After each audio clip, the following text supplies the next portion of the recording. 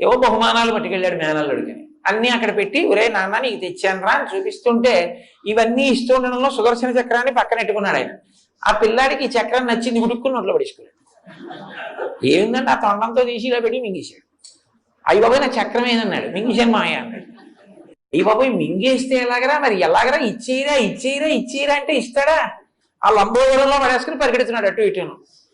అప్పుడు శ్రీ మహావిష్ణువు ఆలోచించారు, ఎలా వీడి కడుపులోంచి తేవడం. వీడికి ఏదైనా హాస్యస్ఫోరకంగా ఉంటే సంతోషిస్తాడే. అదో విచిత్రం. మిగిలిన ఈ దేవుళ్ళ దగ్గర మీరు డిసిప్లిన్డ్గా కూర్చోవాలి, ఆయన దగ్గర సంతోషమైన పనులు చేస్తే సంతోషిస్తాడే. వీడికి నవ్వు పుట్టిద్దామని గుంజీలు తీశారు. గుంజీలు అన్నవి మొదట తీసిన వారు విష్ణుమూర్తి. తీస్తే వినాయకుడు చూసి మామయ్య మామయ్య అదేమిటి ఇలా పట్టుకుని అలా ఊగుతున్నామని పెద్ద నవ్వు నవ్వాడు. పిల్లవాడికి పలక మారి లోపల నుంచి సుదర్శన చక్రం బయటపడింది. అమ్మయ్య చాలా బాగుంటుంది.